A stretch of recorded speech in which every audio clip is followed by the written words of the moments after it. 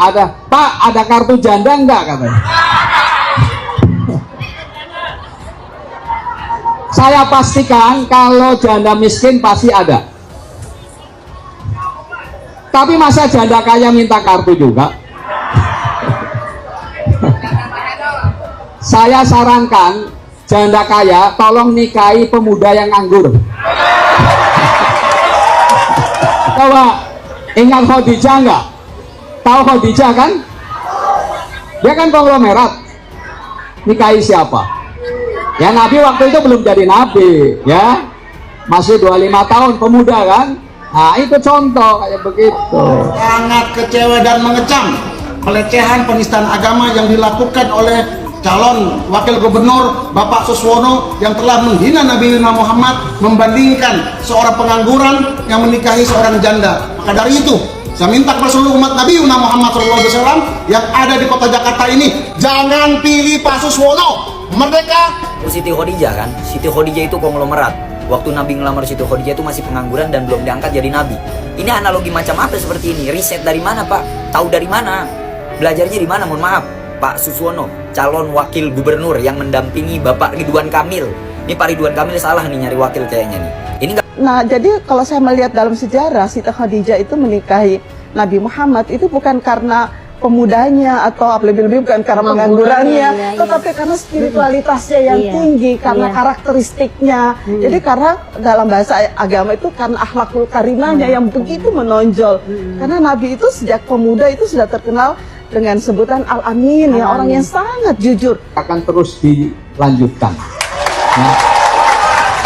Bahkan nanti ditambah 2 kartu. Apa kartunya? 1 tambahannya adalah kartu anak yatim. Jadi anak yatim, ingat ya, perhatikan, anak yatim nanti jadi anaknya gubernur. Ibu-ibu jangan, ini GR ya Bu ya, jangan nanti asumsinya berarti jandanya dinikahi gubernur, enggak.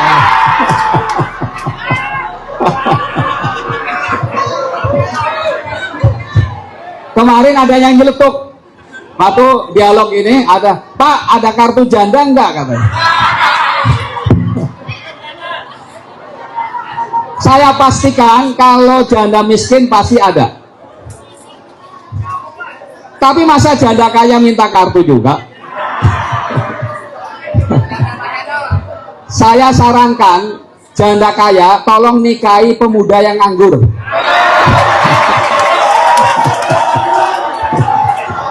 Setuju ya? Setuju.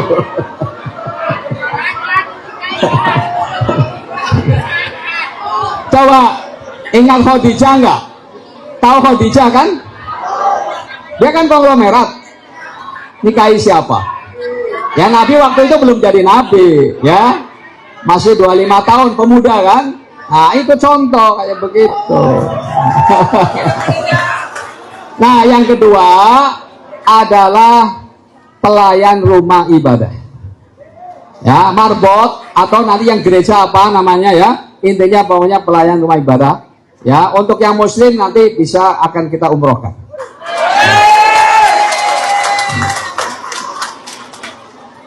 Kalau yang non muslim ya tentu sesuai minatnya dia kemana gitu ya, sesuai.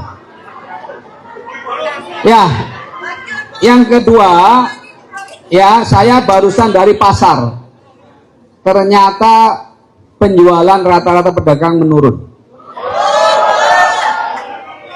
Berarti ini ada problem di daya beli ya.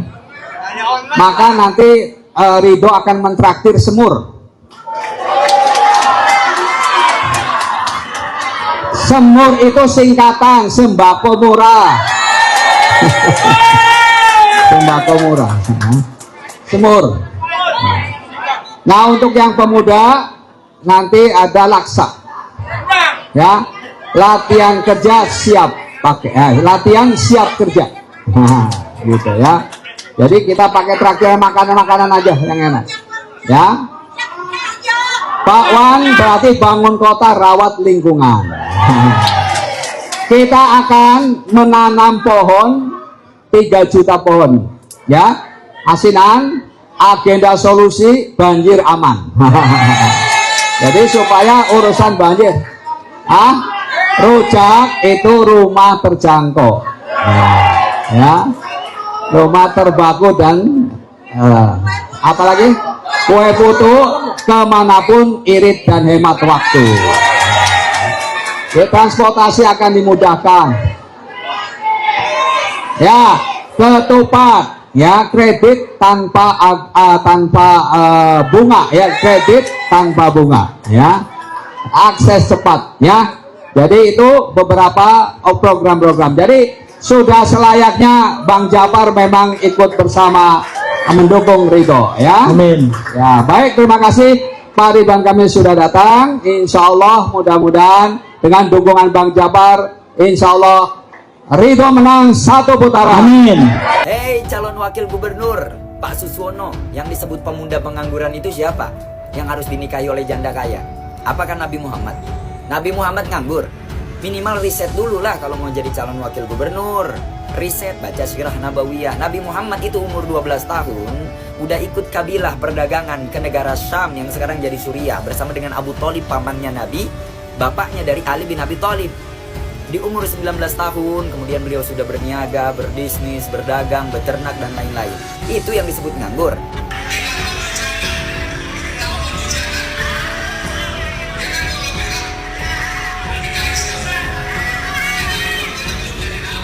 Tahu Siti Khadijah kan? Siti Khadijah itu konglomerat. Waktu Nabi ngelamar Siti Khadijah itu masih pengangguran dan belum diangkat jadi Nabi. Ini analogi macam apa seperti ini? Riset dari mana, Pak? Tahu dari mana? Belajarnya di mana? Mohon maaf, Pak Suswono, calon wakil gubernur yang mendampingi Bapak Ridwan Kamil. Ini Pak Ridwan Kamil salah nih nyari wakil kayaknya nih. Ini nggak bisa ditoleransi nih. Karena banyak penista agama lainnya yang kemudian udah jadi terdakwa bahkan divonis hukuman, masa ini cuma minta maaf udah dibiarin aja. Nabi itu ketika ngelamar Siti Khadijah, wa asdaqaha Rasulullah sallallahu alaihi wasallam isyrina baqaratan 20 unta. Satu unta di zaman Nabi 55 juta. 55 juta dikali 20 1,1 M untuk melamar Siti Khadijah. Mana ada pengangguran yang punya mahar sebanyak itu, yang punya uang 1,1 M. Hati-hati, Pak.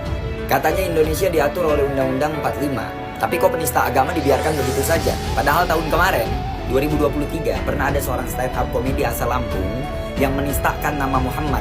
Oh, Muhammad itu banyak loh yang dipenjara juga. Akhirnya karena kita nggak terima, kita speak up sebagai konten kreator dan alhamdulillah dia jadi tersangka, terdakwa, divonis 8 bulan penjara dalam pasal 156 KUHP atas ujaran kebencian, penistaan agama.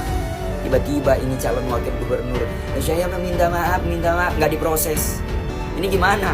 Kok jadi tajam ke bawah tumpul ke atas begini? Apa hanya karena dia seorang calon wakil gubernur jadi nggak diproses gitu?